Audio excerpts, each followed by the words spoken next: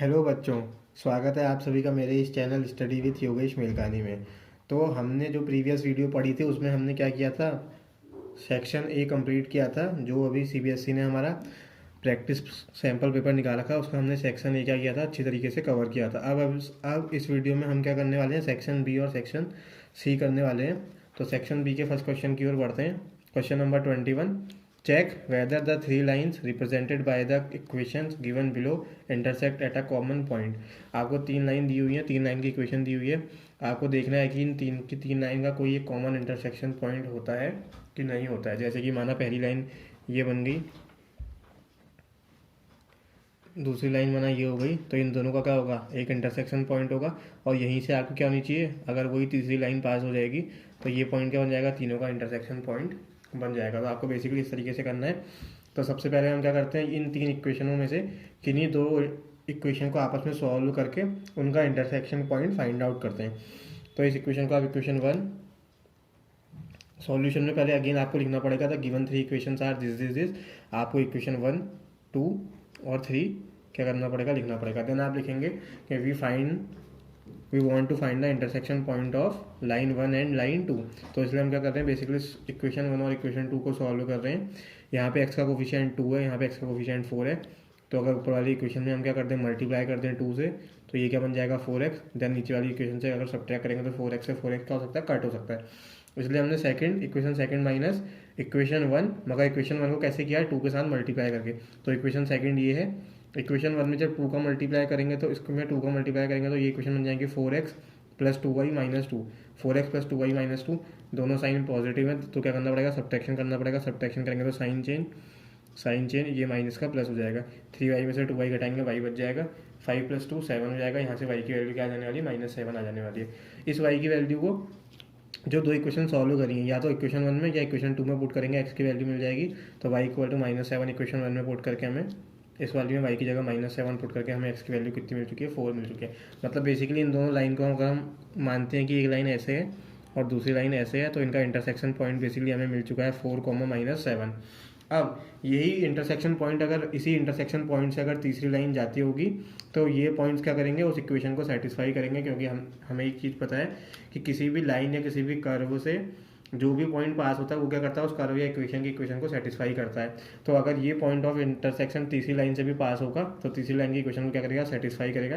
तो हम ये पॉइंट को क्या करेंगे, तीसरी में रख के देखेंगे कि इक्वल टू जीरो आता है कि नहीं आता है। तो मैंने लिखा है four comma minus seven is the intersection point of equation one and equation two.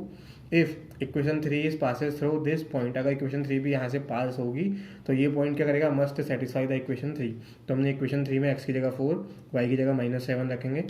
तो ये फाइव फोर ज़ा ट्वेंटी, ये फोर माइनस सेवन ज़ा माइनस ट्वेंटी हो जाएगा, पीछे से प्लस एट है। तो ये बेसिकली आपका क्या बन जा रहा है, जीरो बन जा रहा है। और इस इक्वेशन का आंसर जीरो ही है। तो मतलब क्या हो रही है, एक्स और वाई की वैल्यूज इक्वेशन को सेटिस्फाई कर रही है। मतलब एक्स और मतलब फोर कॉमा माइनस सेवन से वो तीसरी लाइन भी पास होगी। मतलब ये जो पॉइंट अगर फोर कॉमा माइनस सेवन आ रखा है तो यहाँ से आपकी ये जो तीसरी लाइन दी है ये भी किसी तरीके से पास होगी। मतलब तीनों का इंटरसेक्शन पॉइंट यही होगा। सो इसलिए हमने लिखा है so these three lines intersect at common point four comma minus seven. अब बढ़ते हैं नेक्स्ट क्वेश्चन की ओर। 22 डायग्राम दिया हुआ है, circle with centre O, N Q is tangent to the circle and हमको वैल्यू निकालनी है एंगल ओ क्यू एन की। मतलब एक सर्कल दिया है सेंटर ओ के साथ, टेंजेंट दी हुई है एन क्यू, हमसे पूछा है एंगल ओ क्यू एन की वैल्यू हमने फाइंड आउट करनी है। सबसे पहले कोई थ्योरी लिखते हैं। ओ एन क्या है, रेडियस है, और एन क्यू क्या है, आपका टेंजेंट है। कहाँ पर, पॉइंट ऑफ कॉन्टैक्ट एन पर। मतलब ये जो एन क्यू है ये एन पर क्या बना है, आपका टेंजेंट बना है। तो एक थ्योरम है, रेडियस और टेंजेंट के बीच का एंगल कितना होता है, 90 डिग्री होता है। तो ये वाला एंगल क्या होने वाला है, 90 डिग्री होने वाला है। मतलब basically O N is perpendicular to N Q हो जाएगा। वहाँ से एंगल ओ एन क्यू की वैल्यू 90 के बराबर आ जाएगी। अब एक दूसरी इक्वेशन हमने ये पढ़ी है, एक नाइन्थ की थ्योरम है। नाइन्थ की थ्योरम क्या थी कि जैसे आपके पास एक सर्कल होता है, ये सर्कल का सेंटर है, माना हमने कोई रैंडम आर्क लिया, तो मैंने मान लिया ये एक रैंडम आर्क लिया है। तो इसको क्या कर रखा है, ये आर्क क्या करेगा, माना एक क्या कर रहा है, एंगल सेंटर पे सबटेंड कर रहा है। और इस आर्क को छोड़ के अगर रिमेनिंग पार्ट में आप कोई भी पॉइंट लेते हो, माना यहाँ पर यहाँ पर यहाँ पर, लेट से मैंने यहाँ पर एक पॉइंट ले लिया और अगर इसी सेम आर्क से इस पॉइंट को मिलाएंगे तो यहाँ पर भी एक क्या बनता है, एंगल बनता है। तो हमेशा किसी भी पॉइंट पे बनने वाले एंगल का डबल होता है सेंटर पे बनने वाला एंगल, अगर ये वाली कंडीशन होती है। तो यहाँ पर भी एक डायग्राम में आप देखेंगे तो ये कंडीशन यहाँ फॉलो हो रही है। ये हमारा एक आर्क है पी एन, और पी एन से क्या हो रखा है, सेंटर पर एक एंगल बना हुआ है, वो एंगल है ये। और इस पी एन को छोड़ के एक दूसरा पॉइंट उसने ले रखा है एम, मतलब इस पी एन वाले हिस्से को छोड़ के बाकी बचे हुए हिस्से में एक पॉइंट एम ले रखा है, और इसी पी और एन से क्या कर रखा है, उसको ज्वाइन कर रखा है। तो ये एंगल कितना बन रहा है, 25 बन रखा है। तो हमने हमेशा पढ़ा है कि ये वाला जो एंगल होता है रिमेनिंग पार्ट में बनने वाले एंगल्स का क्या होता है, हमेशा डबल होता है। मतलब ये 25 है तो ये सीधे सीधे 25 का डबल 50 हो जाएगा। तो एंगल एन ओ क्यू की वैल्यू आपकी सीधे 25 आने वाली है।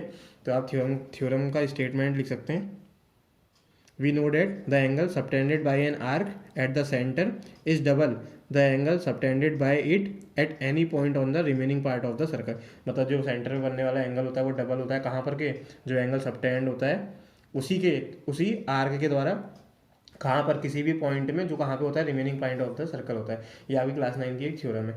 मतलब एंगल एन एम पी की वैल्यू अगर 25 दी हुई है तो ये एंगल कितना हो जाएगा, सीधे सीधे डबल हो जाएगा 50 डिग्री।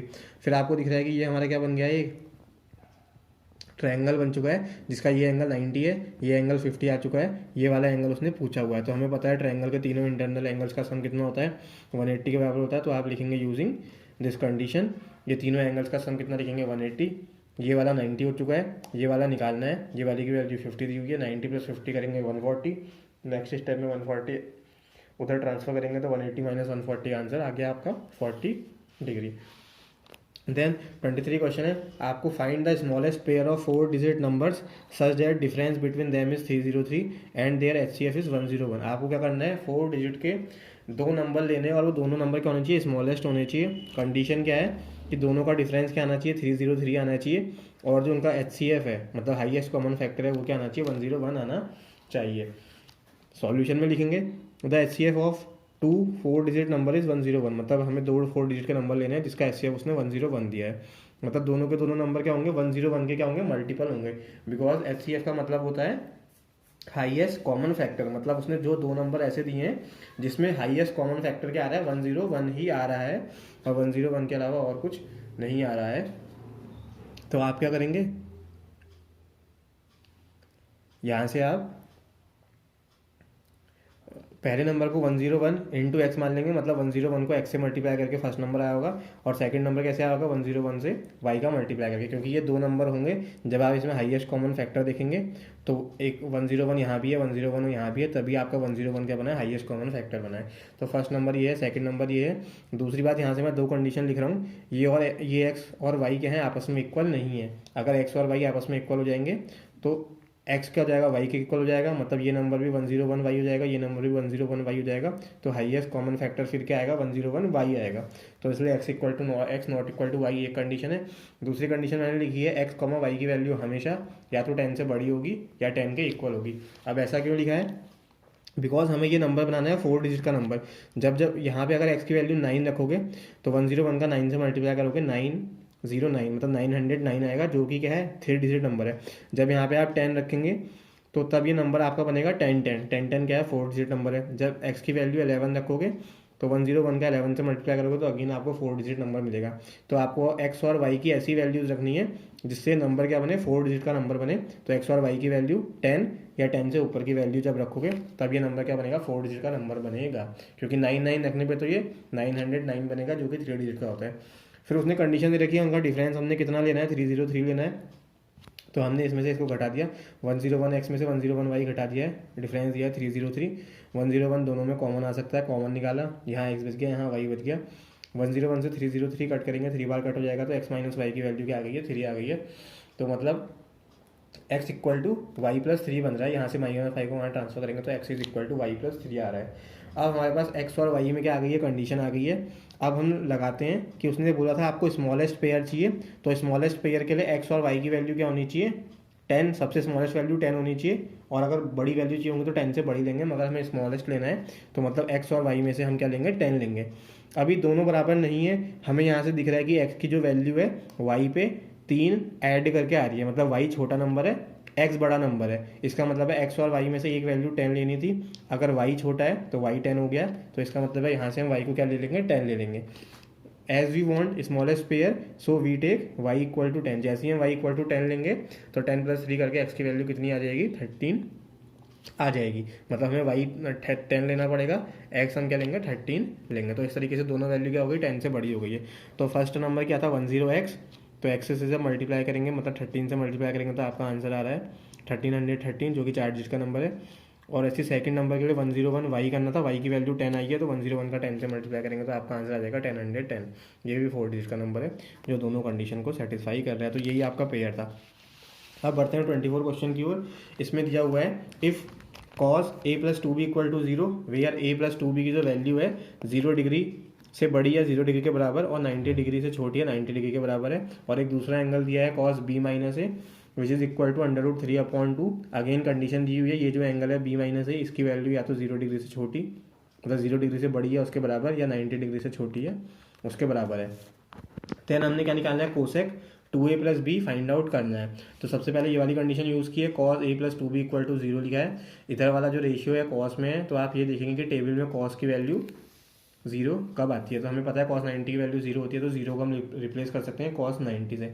अब ये वाला भी cos का ये वाला भी cos का एंगल है, ये वाला भी cos का एंगल है। तो cos से cos क्या हो जाता है, बेसिकली हट जाता है, काटते नहीं है। तो यहाँ से a + 2b की वैल्यू कितनी आने वाली है, 90 डिग्री आने वाली है। दूसरी इक्वेशन लेंगे ये वाली, तो cos b - a is equal to √3/2 दिया है और √3/2 किसकी वैल्यू होती है, आपकी cos 30 की वैल्यू होती है। अगेन cos से cos हट जाएगा, यहाँ से आपका b - a की वैल्यू 30 डिग्री आ जाएगी। इसे इक्वेशन 1 लिखेंगे, इसे इक्वेशन 2 लिखेंगे। हमें यहाँ से a + b की वैल्यू निकालनी पड़ेगी क्योंकि हमें कोसेक ऑफ 2a + b निकालना है। तो जब हमें 2a + b पता होगा तभी हम उसका कोसेक निकाल पाएंगे। तो मतलब a और b की वैल्यू फाइंड आउट करनी है। ये a और b में आपके पास एक लीनियर इक्वेशन है, ये दूसरी लीनियर इक्वेशन है। यहाँ पे a पॉजिटिव है, इस वाली इक्वेशन में a नेगेटिव है। तो सीधे सीधे क्या कर सकते हैं आप, दोनों इक्वेशन को ऐड करेंगे तो a से ये क्या हो जाएगा, कट हो जाएगा। तो मैंने क्या कर रखा है, इक्वेशन 1 + इक्वेशन 2। तो इक्वेशन 1 है a + 2b = 90, सेकंड इक्वेशन है b - a = 30। तो b - a = 30 ऐड करेंगे तो ये वाला टर्म क्या हो जाएगा, डायरेक्ट कट हो जाएगा। 2b में b ऐड करेंगे 3b, 30 + 90 120 के बराबर होगा। 3b की वैल्यू 120 है तो 3 से 120 कट होगा तो 40 बार आ जाएगा। तो b की वैल्यू आ गई आपकी 40 डिग्री। तो इस b को या तो इक्वेशन 1 में रखेंगे या इक्वेशन 2 में रखेंगे तो a की वैल्यू फाइंड आउट हो जाएगी। b की वैल्यू 40 यहाँ पुट कर दिया तो आपका आएगा 40 - a इज इक्वल टू 30। तो यहाँ से आपकी a की वैल्यू कितनी आने वाली है, 10 आने वाली है। तो a और b मिल चुका है। हमसे क्या पूछा था, कोसेक 2a + b। तो यहाँ से आप कोसेक 2a + b की वैल्यू निकालेंगे। 2 × a की वैल्यू रखेंगे 10 + b की वैल्यू 40 रखेंगे। तो ये बेसिकली आपका होने वाला है 2 × 20 + 40 60 आ जाएगा। कोसेक 60 की वैल्यू निकालनी है। कोसेक 60 की वैल्यू होती है 2/√3 जो कि टेबल से निकाली है। देन इसका एक और पार्ट है जिसमें हमें क्या दे रखे हैं, 2 स्टेटमेंट दे रखे हैं। हमें बताना है कि वो स्टेटमेंट ट्रू होगा कि फॉल्स होगा और हमने क्या करना है, उसका गिवन रीज़न भी देना है। पहला है as the value of sine theta increases the value of tan theta decreases. इसने बोला है कि जैसे जैसे साइन थीटा की वैल्यू इंक्रीज होती है वैसे वैसे क्या होती है, टेन थीटा की वैल्यू डिक्रीज होती है। क्या ये स्टेटमेंट ट्रू है या ये स्टेटमेंट फॉल्स है? तो ये स्टेटमेंट क्या है, फॉल्स है। इसका रीज़न आप अगर टेबल से लिखना चाहेंगे तो टेबल से भी मतलब सीधे सीधे टेबल की वैल्यू लिख सकते हैं कि sin 0 sin 30 sin 45 ऐसा होता है। मगर इसका जो प्रॉपर रीज़न है वो है tan थीटा को हम क्या लिख सकते हैं, sin theta upon cos theta लिख सकते हैं। इसका मतलब है ये ऊपर वाली जो न्यूमरेटर में जो चीज़ें आती हैं वो क्या होती हैं, आपकी प्रोपोर्शनल होती हैं, डायरेक्टली प्रोपोर्शनल। और न्यूमरेटर डिनोमिनेटर की चीज़ें क्या होती हैं, आपकी इन्वर्सली प्रोपोर्शनल होती है। तो जो रिलेशन निकालना है वो हमें साइन का टेन थीटा के साथ निकालना है। तो यहाँ से जब आप टेन थीटा और साइन थीटा का रिलेशन पकड़ेंगे तो वो न्यूमरेटर में है। इसका मतलब है टेन थीटा कि साइन थीटा के क्या होगा, डायरेक्टली प्रोपोर्शनल होगा। तो tan theta is directly proportional to sine theta. हम इस इक्वेशन के यूज से लिख सकते हैं, इसे ऐसा लिख लेंगे। तो यहाँ से फिर क्या होगा, हम इसका मतलब होता है डायरेक्टली प्रोपोर्शनल का मतलब है कि अगर राइट हैंड साइड की चीज़ बढ़ेगी तो लेफ्ट हैंड की भी बढ़ेगी, राइट हैंड की घटेगी तो लेफ्ट हैंड की भी घटेगी। तो यहाँ से आपका स्टेटमेंट आएगा साइन थीटा की वैल्यू अगर इंक्रीज होगी तो टेन थीटा भी इंक्रीज होगा और साइन थीटा की वैल्यू डिक्रीज होगी तो टेन थीटा भी क्या होगा, डिक्रीज होगा। मतलब सेम बिहेवियर कर रहे हैं, इंक्रीज होने में इंक्रीज होगा, डिक्रीज होने में डिक्रीज होगा। मगर स्टेटमेंट में उल्टा दिया था, साइन थीटा इंक्रीज होने पर टेन थीटा क्या हो रहा था, डिक्रीज हो रहा था, जो पॉसिबल नहीं है क्योंकि साइन थीटा के इंक्रीज होने में टेन थीटा भी क्या होता है, इंक्रीज होता है। इसीलिए ये स्टेटमेंट क्या है, फॉल्स है। बाकी अगर आप टेबल से लिखना चाहेंगे सीधे सीधे टेबल की वैल्यू मैं आपको दिखा देता हूँ, आप सीधे सीधे टेबल से भी वो वैल्यू यूज़ कर सकते हैं।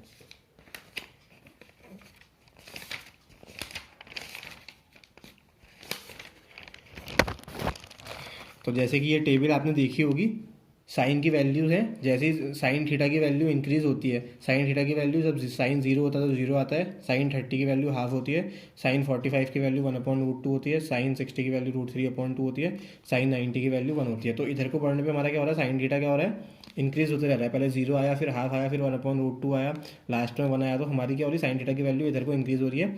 तो टेन थीटा का फिगर भी देखेंगे तो टेन थीटा भी इंक्रीज़ ही होता है। पहले 0 था, फिर 1/√3 हुआ, फिर 1 हुआ, फिर 1 से बड़ा √3 होता है, फिर इनफाइनाइट, फिर तो और बड़ा हो गया। तो मतलब साइन थीटा बढ़ रहा है तो टेन थीटा भी क्या हो रहा है, अपने आप बढ़ रहा है। मगर स्टेटमेंट में इसका उल्टा दिया था कि साइन थीटा के बढ़ने पे टेन थीटा डिक्रीज होता है, जो कि क्या है, गलत चीज़ है। अब दूसरा स्टेटमेंट क्या है, दूसरा स्टेटमेंट है when the value of sine theta is maximum.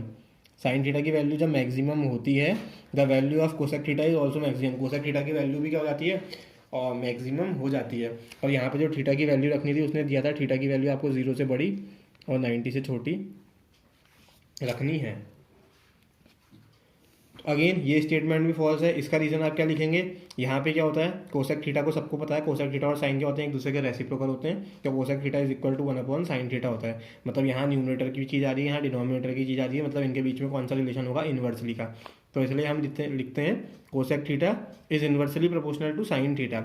अब जब भी इन्वर्सली का रिलेशन आता है तो एक चीज़ के बढ़ने पर दूसरी चीज़ घट जाती है, और दूसरी चीज़ के घटने पर पहली चीज़ बढ़ जाती है। मतलब अगर साइन थीटा घटेगा तो कोसेक थीटा बढ़ेगा, और अगर साइन थीटा बढ़ेगा तो कोसेक थीटा घट जाएगा। मतलब अगर हम साइन थीटा की मैक्सिमम वैल्यू रखेंगे तो कोसेक थीटा की कौन सी वैल्यू मिलेगी, आपको मिनिमम वैल्यू मिलेगी। तो उसने क्या दे रखा है कि साइन थीटा अगर मैक्सिमम होगा, तो मतलब साइन थीटा अगर इसके हिसाब से मैक्सिमम रखेंगे तो कोसेक थीटा उसका उल्टा बिहेवियर करेगा, मिनिमम आना चाहिए। मगर उसने लिखा है कि कोसेक थीटा भी कैसा आएगा, मैक्सिमम आएगा, जो कि पॉसिबल नहीं है, क्योंकि वो स्टेटमेंट यहाँ से निकल जाता है, the value of cosec theta is maximum when the value of sine theta is minimum. या इसका उल्टा, साइन थीटा मैक्सिमम होगा तो कोसेक थीटा मिनिमम आना चाहिए, मगर उसने बोला कि कोसेक थीटा भी मैक्सिमम आएगा, जो कि पॉसिबल नहीं है।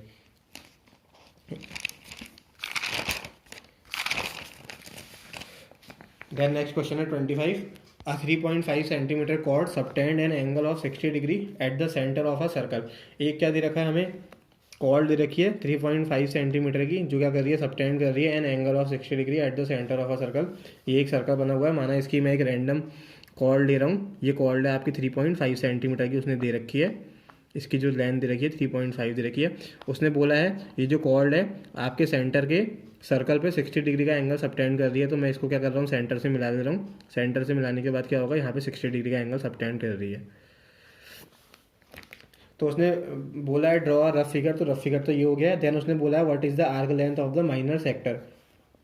सेक्टर क्या होता है, ये करस्पॉन्डिंग आर्क और रेडियस के बीच के हिस्से को क्या बोलते हैं, सेक्टर बोलते हैं। छोटा वाला हिस्सा हमेशा माइनर होता है, बड़ा वाला मेजर होता है। तो हमसे मेजर नहीं पूछा है, माइनर पूछा है। तो हमें सीधे सीधे क्या पूछिए, आर्क लेंथ पूछी है, उसमें भी माइनर सेक्टर की, मतलब ये वाली लेंथ पूछी है बेसिकली, ये वाली, ये कितनी होगी। तो सीधे सीधे फॉर्मूला होता है arc length is equal to theta upon 360 multiplied by 2πr। Theta की वैल्यू यहाँ पे 60 गिवन है, मगर आर हमें पता नहीं है कि सर्कल की रेडियस कितनी है। तो सबसे पहले हम क्या करते हैं, सर्कल की रेडियस फाइंड आउट करते हैं, देन वो आर की वैल्यू फाइंड आउट हो जाएगी। तो हम क्या करेंगे, आर की जगह वो वैल्यू रखेंगे और थीटा की जगह 60 रखेंगे। अब आर की वैल्यू फाइंड आउट करने के लिए क्या करेंगे, लेट से ये एंगल 60 है, हमें पता है ये क्या है, रेडियस है, और ये भी क्या है, रेडियस है। तो आपको ये सारी चीज़ें लिखनी पड़ेगी। मगर तो आप इसका एक नाम दे देंगे, माना OMP। तो आप लिखेंगे in triangle OMP, OM is equal to OP, कि OM किसके बराबर है, OP के बराबर है, बिकॉज रेडियस है। तो यहाँ से एक डेफिनेशन हमने और एक थ्योरम हमने और पढ़ी है कि अगर किसी भी ट्रायंगल में दो साइड्स इक्वल होती हैं तो उनके अपोजिट बनने वाले एंगल्स भी क्या होते हैं, इक्वल होते हैं। मतलब इस साइड के अपोजिट में ये वाला एंगल बनेगा और इस साइड के अपोजिट में ये वाला एंगल बनेगा। तो ये दोनों एंगल क्या होने चाहिए, आपस में बराबर होने चाहिए। तो लेट से इस वाले एंगल को हमने x मान लिया, तो ये दोनों बराबर होंगे, तो ये वाला एंगल भी क्या हो जाएगा, आपका x हो जाएगा। फिर आप लिखेंगे in triangle OMP sum of all the internal angles is equal to 180। तो एंगल्स का सम करेंगे x प्लस 60। बेसिकली आप ये करेंगे x plus 60 is equal to 180। यहाँ से आपका x मिलकर 2x बन जाएगा, प्लस 60 इज इक्वल टू 180। 60 को जब सब्ट्रैक्ट करेंगे तो ये कितना आ जाएगा, आपको 120 आने वाला है। तो 2x की वैल्यू 120, तो x की वैल्यू क्या आ गई है, 60 डिग्री आ गई है। मतलब ये वाला एंगल भी 60 है, ये वाला एंगल भी 60 है, ये वाला एंगल भी 60 है, तो इसका मतलब है कि तीन के तीन एंगल्स क्या हैं, बराबर हैं। तो ऐसा कौन से ट्रायंगल में होता है, ऐसा होता है आपका इक्विलेटरल ट्रायंगल में। तो इसका मतलब है ये क्या है, आपका एक इक्विलेटरल ट्रायंगल है। तो आप लिखेंगे hence O M P is an equilateral triangle. तो आपको पता होगा इक्विलेटरल ट्रायंगल में क्या होती है, सारी साइड्स बराबर होती हैं। तो एक साइड 3.5 है, तो इसका मतलब है ये वाली साइड भी 3.5 होगी, ये वाली साइड भी 3.5 होगी। तो आपका आंसर निकल चुका है कि ये दोनों साइड्स भी क्या होंगे, 3.5 सेंटीमीटर होंगी। मतलब रेडियस की वैल्यू कितनी निकल चुकी है, 3.5। अब आप इक्वेशन 1 में वैल्यू पुट कर सकते हैं। थीटा की जगह 60 रखेंगे अपॉन 360, पाई की वैल्यू क्वेश्चन में 22/7 यूज़ करने को दे रखी है, इंटू 2 पाई, आर की वैल्यू 3.5। 10 से 10 कट होगा, 6 6 ज़ा 36, 2 3 ज़ा 6, इसे कट करेंगे तो 7 से ये जाएगा 0.5 बार। 22 का 0.5 से मल्टीप्लाई करेंगे तो आपका आएगा 11 और नीचे बच रहा है 3। एक यूनिट सेंटीमीटर में दी हुई थी, मतलब आर्क लेंथ की यूनिट भी क्या आएगी, सेंटीमीटर में आएगी। तो ये आपकी आर्क लेंथ हो चुकी है 11/3 सेंटीमीटर। इसी का एक दूसरा क्वेश्चन था और पार्ट में, a semi circle is inscribed in another semi circle. मतलब एक सेमी सर्कल एक दूसरे सेमी सर्कल में बनाया, उसने दे रखा है radius O L of the larger semi circle is 6 centimetre. ये बड़ा सर्कल है, मतलब बड़ा सेमी सर्कल है, इसके अंदर एक छोटा सेमी सर्कल बनाया, उसने बोल रखा है बड़े वाले सेमी सर्कल की ओ एल क्या है, रेडियस है, जिसकी वैल्यू आपको कितनी दी हुई है, 6 सेंटीमीटर दी हुई है। आपसे क्या पूछा हुआ है, find the area of a shaded region in terms of pi. ये एक शेडेड रीजन दे रखा है उसने, इस शेडेड रीजन का आपको क्या निकालना है, एरिया निकालना है। तो सबसे पहले आप एरिया कैसे निकालेंगे, अगेन आप क्या करेंगे, इस एम पॉइंट को ओ से और इस एन पॉइंट को क्या करेंगे, ओ से ज्वाइन करेंगे। तो आप लिखेंगे कंस्ट्रक्शन करना पड़ेगा एक, कि एन को हमने ओ से ज्वाइन किया, एम को हमने ओ से ज्वाइन किया। अब यहाँ पे क्या पता चल रहा है, जैसे ही हमने इसको ज्वाइन किया तो ये क्या हो गई, इस सर्कल की रेडियस हो गई, और ये भी क्या हो गई, सर्कल की रेडियस हो गई। और ये वाला पोर्शन और ये ऊपर से ये पोर्शन और ये रेडियस मिला के हमारा क्या बन जाएगा, एक पूरा का पूरा सेक्टर बन जाएगा। और बीच में क्या बन रहा है, हमारा एक ट्रायंगल बन रहा है। तो मतलब पूरे सेक्टर के एरिया में से हम ट्रायंगल का एरिया कट कर देंगे, तो हमारा बचा हुआ पोर्शन क्या हो जाएगा, निकल जाएगा। तो हम लिखेंगे the area of shaded segment. ये क्या बन रहा है, आपका एक सेगमेंट बन रहा है, क्योंकि कॉर्ड से और आर्क से जो हिस्सा बनता है उसे सेगमेंट बोलते हैं। तो एरिया ऑफ सेगमेंट कैसे निकालेंगे, इस पूरे सेक्टर का एरिया, मतलब इस पूरे सेक्टर का एरिया माइनस इस ट्रायंगल का एरिया। तो area of a sector O M N, ये पूरे सेक्टर का एरिया माइनस एरिया ऑफ ये ट्रायंगल ओ एम एन। और ये राइट एंगल ट्रायंगल बन रहा है, अभी कैसे पता चलेगा ये राइट एंगल ट्रायंगल बन रहा है, तो ये क्या बन रहा है, ये अंदर वाला भी क्या है, एक सेमी सर्कल है। तो ये इसकी क्या होगी, डायमीटर होगी। तो हमें पता है जब भी डायमीटर के एंड्स को सेमी सर्कल के किसी भी पॉइंट से मिलाते हैं तो उसमें क्या बनता है, जो एंगल बनता है हमेशा 90 बनता है। ये भी क्या है, एक थ्योरम है कि angle in the semi circle, theorem क्या है, angle in the semi circle is always equal to 90 degree. तो हमेशा क्या होता है, 90 डिग्री के बराबर होता है। तो बेसिकली आपका ये जो बन रहा है, ये क्या बन रहा है, आपका 90 डिग्री बन गया है, मतलब ये एक आपका राइट एंगल ट्रायंगल बन गया है। अब ये रेडियस कैसे पता चलेगी, बिकॉज ये भी क्या है, रेडियस है, इसकी वैल्यू 6 दी हुई है, और ये सेंटर से उसी सर्कल के दूसरे पॉइंट को मिला रखा है, तो ये भी क्या होगी, 6 होगी, मतलब ये भी 6 होगी, और ये भी रेडियस है तो ये भी 6 होगी। तो फॉर्मूला लगाएंगे, सेक्टर का फॉर्मूला होता है theta upon 360 into pi r square. Theta की वैल्यू कितनी आ गई है, मतलब ये सेक्टर ने जो एंगल क्रिएट किया है वो कितने का किया है, 90 डिग्री का किया है। तो थीटा की जगह एंगल रखते हैं, तो थीटा की value 90 upon 360 into pi, r की वैल्यू 6 है तो 6 का स्क्वायर हो गया, माइनस ये area of a right angle triangle है। तो राइट एंगल ट्रायंगल का एरिया होता है, फॉर्मूला होता है half into base into height. अब जब आप इस ट्रायंगल को देखेंगे तो ये 90 डिग्री का एंगल बन रहा है, तो 90 के सामने हमेशा क्या होता है, हाइपोटेनियस होता है, मतलब ये बेस होने वाली है, ये हाइट होने वाली है। तो बेस भी 6 है, हाइट भी 6 है, तो बेस की जगह पे 6, हाइट की जगह पे 6। इसको सॉल्व करेंगे तो 2 3 ज़ा 6, 2 3 ज़ा 6 होने वाला है, 6 3 ज़ा 18 आने वाला है। यहाँ से सॉल्व करेंगे तो 90 से 360 को कट करेंगे तो सीधे कितनी बार कट जाता है, 4 बार कट हो जाता है। तो 4 बार कट हो जाएगा, ऊपर पाई बचा है, पाई की जगह पाई, नीचे 4 बच गया, 6 का स्क्वायर 36, 4 से 36 को कट करेंगे 9 बार। तो यहाँ से आपका आंसर आ रहा है 9 पाई माइनस 18। पीछे से यूनिट लिखनी जरूरी है, सेंटीमीटर स्क्वायर, क्योंकि एक डिस्टेंस सेंटीमीटर में नहीं तो सेंटीमीटर, एरिया हमेशा केस में आता है डबल यूनिट में आता है, तो इसलिए क्या हो गया, वहाँ से आपका सेंटीमीटर स्क्वायर हो गया। तो इस तरीके से आपका क्या हो चुका है, सेक्शन बी कंप्लीट हो चुका है। अब बढ़ते हैं सेक्शन सी की ओर। सेक्शन सी का पहला क्वेश्चन है 26, द एलसीएम ऑफ 6 की पावर 4, 8 की पावर 2 एंड के इज 12 की power 4 where k is positive integer, find the smallest value of k। 3 number है, 6 की पावर 4, 8 की पावर 2 और एक तीसरा अननोन नंबर है k। इन तीनों नंबर्स का एलसीएम कितना आ रहा है, 12 की पावर 4 आ रहा है। आप जहाँ पे k क्या है, पॉजिटिव इंटीजर है, आपको इस कंडीशन को सेटिस्फाई करने के लिए क्या निकालनी है, k की स्मॉलेस्ट वैल्यू फाइंड आउट करनी है। तो मैं सबसे पहले कॉन्सेप्ट बता देता हूँ कि एलसीएम कैसे निकाला जाता था किसी भी नंबर का, वही कॉन्सेप्ट इसमें लगना है। तो एलसीएम जैसे एक नंबर आपके पास क्या है, 10 है, और एक नंबर आपके पास कितना है, 12 है।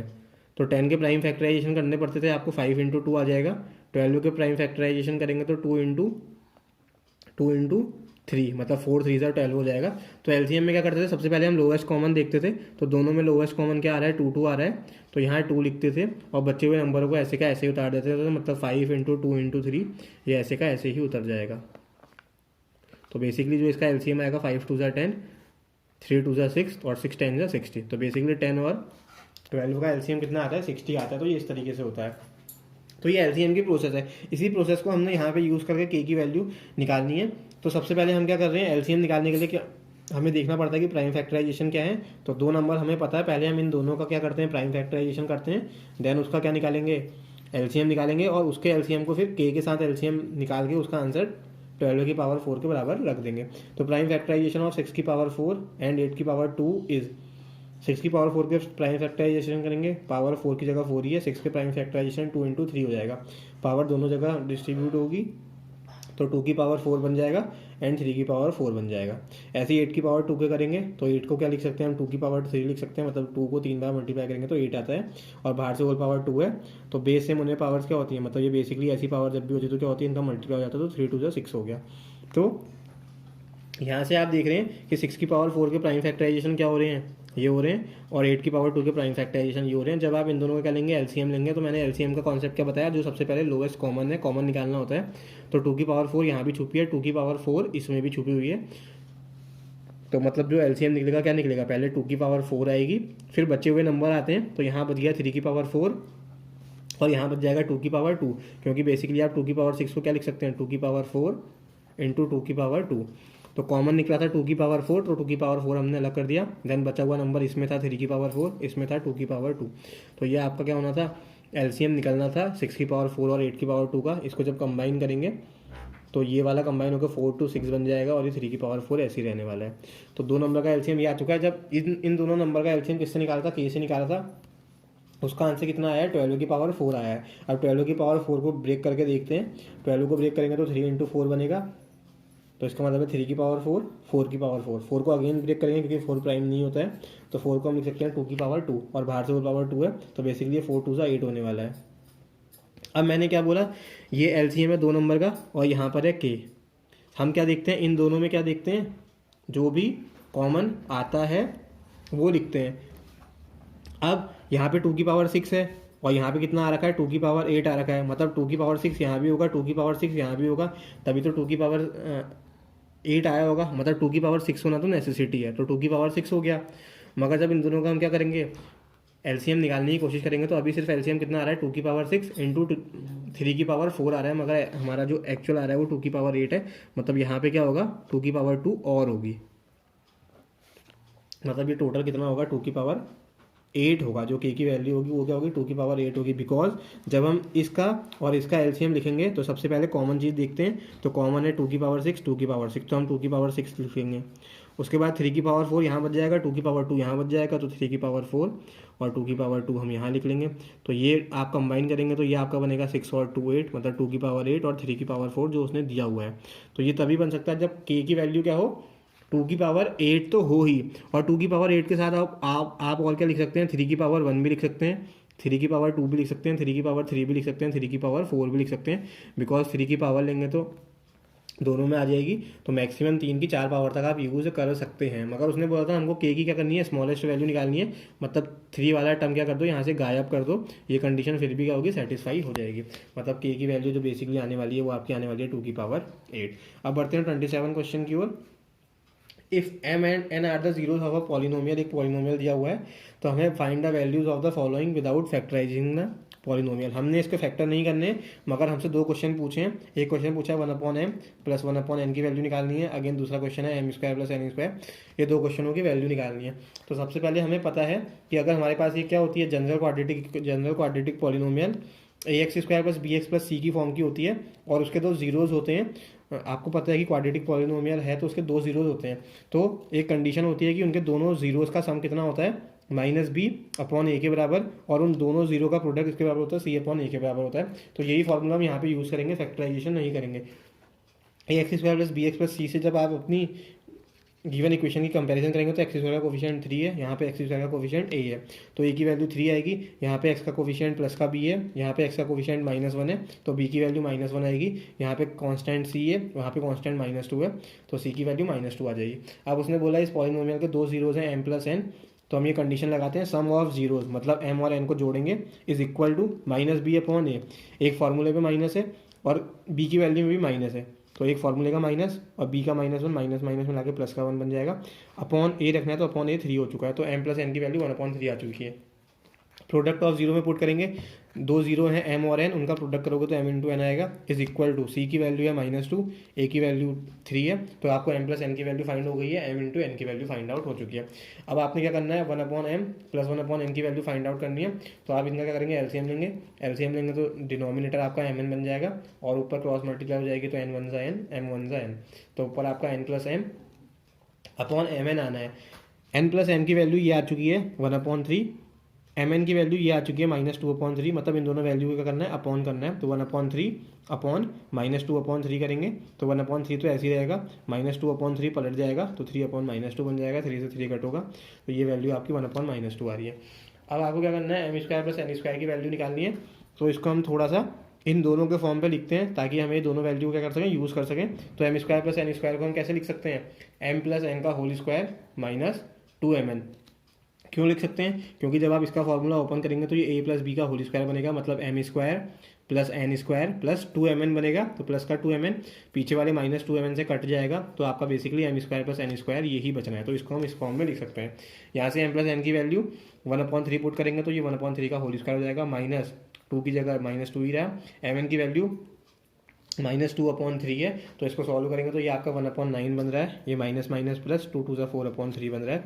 एलसीएम लेंगे तो दोनों का एलसीएम 9 आ जाएगा, ये वाला टर्म आपका 12 बन जाएगा, 12 + 1 13, तो 13/9 क्या हो गया आपका, ये आ चुका है।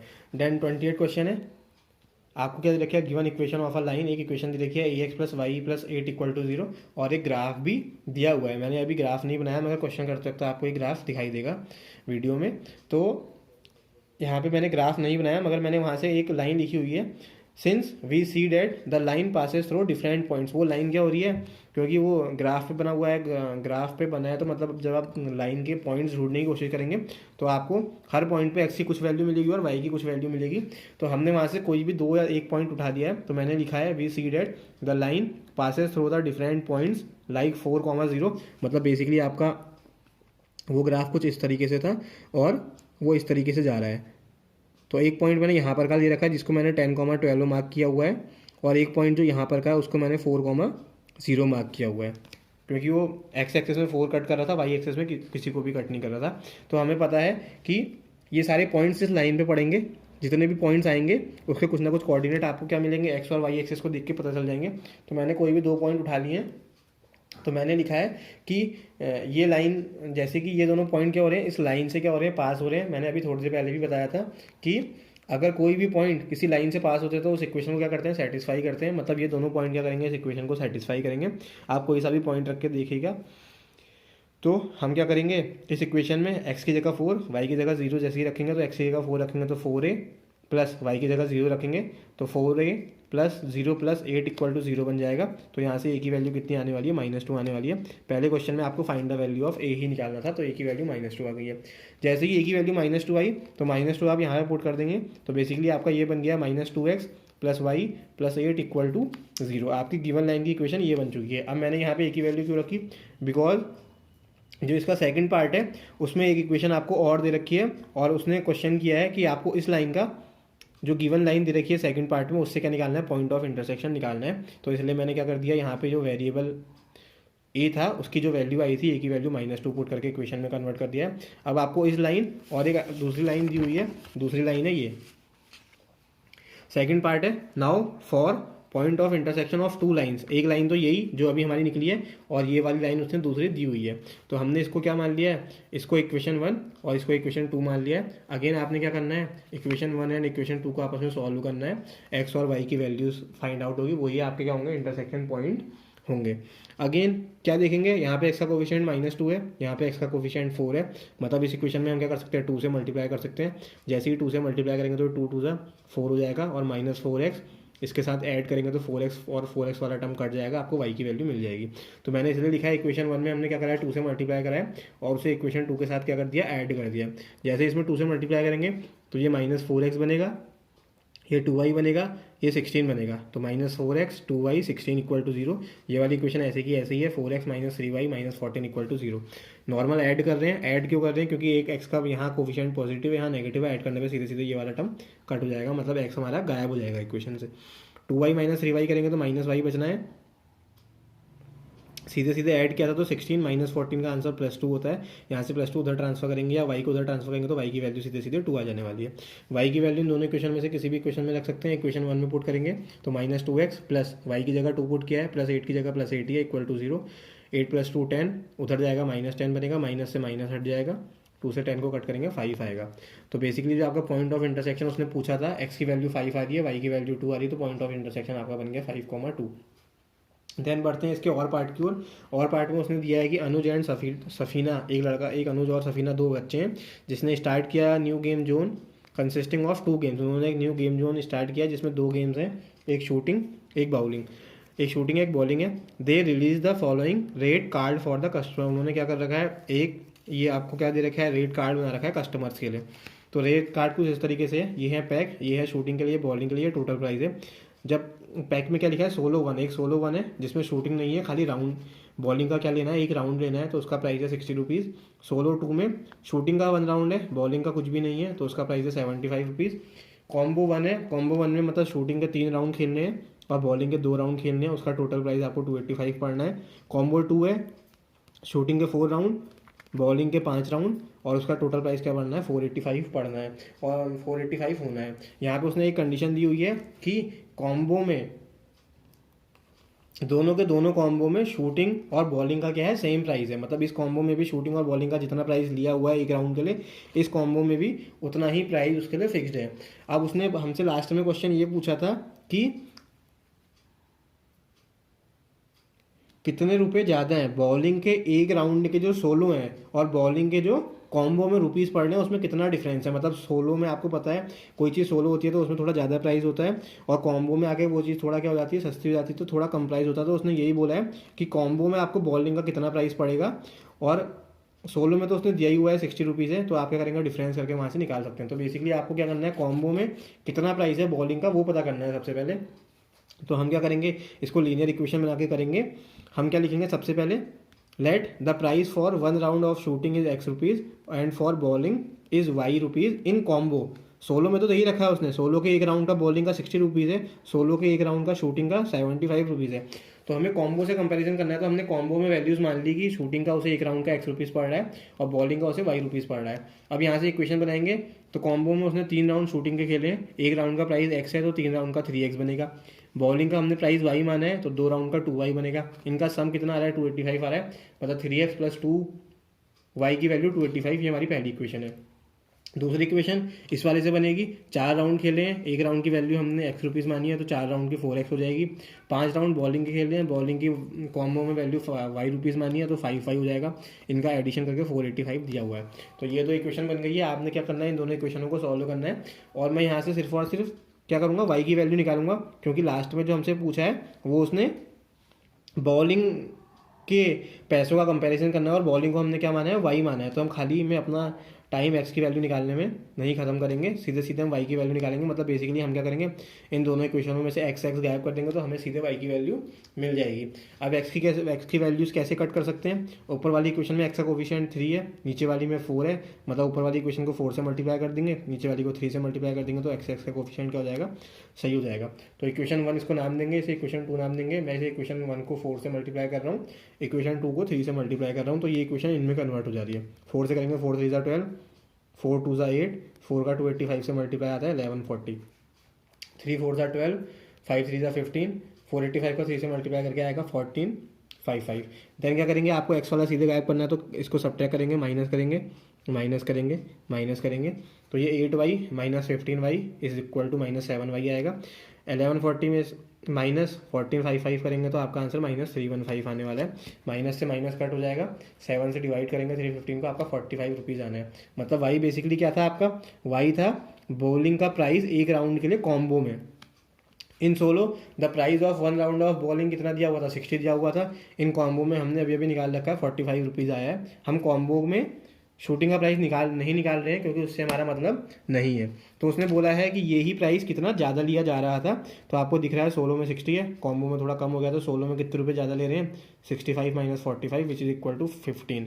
तो 60 माइनस 45 करेंगे 15 rupees more is the price for 1 round in bowling in solo pack then combo. मतलब कॉम्बो के कंपैरिजन में सोलो में 15 रुपये ज़्यादा ले रहे थे वो एक राउंड बॉलिंग के खेल को खेलने के लिए।